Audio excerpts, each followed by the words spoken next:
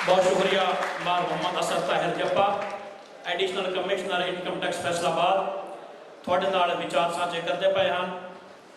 बड़ी खूबसूरत गल्लां कीतियां जनाब मार असद ताहिर जप्पा साहब ने कि लॉर्ड बर्कले भी साडे विच मौजूद है तो अहमद खान खरड़ भी असीं जम सकते हाँ। हुण ये साडी चॉइस है कि असीं किहड़ा इश्तिहार इस्तेमाल करते हैं। हाल वास्ते गल्लां काफ़ी ज़्यादा हो गई, हुण ढोले का रंग ही वापस लिया सकता है। तो मैं ढोले वास्ते चौधरी जमात के तालब इल्म मुनीर अहमद और दावा देना गवावें तो ढोला अपने सभा ते अपने रंग ते अपने मिजाज के मुताबिक पेश करें। मुनीर अहमद।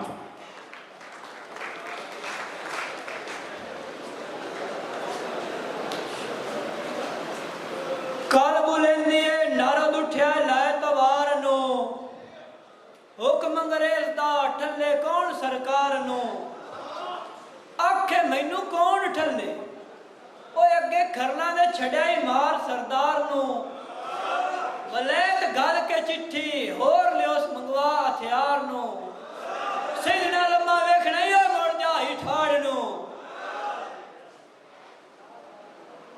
मुराद दलेल दाई आखे आई करानी नु मार गताए, आपे आई चाजा साय हुकूमत दे बार नो, नाल दी आई कुछ साथी आखे मार जी सूरत संभाल, मारना अंग्रेज दो किवें ले त्रोपाए बार लिंगार नो, आखे माए तली ते गाड़ के रखिए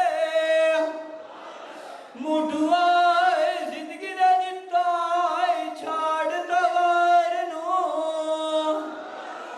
दे थोड़े रांदे सो और राया माधवी दे के जांदा वार नो, जिन्हां दे साई जिंदे ओनी ओए भेड़िया रहन ना देंदे, ओ बोड़ियो रोड़े कलेंदे नी ओए चौकी उदार नो, रैयात आई पई उड़के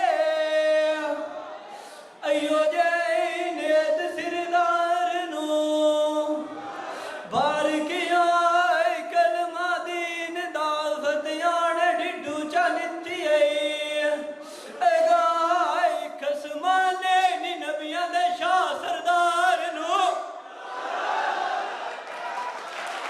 जियो मुनीर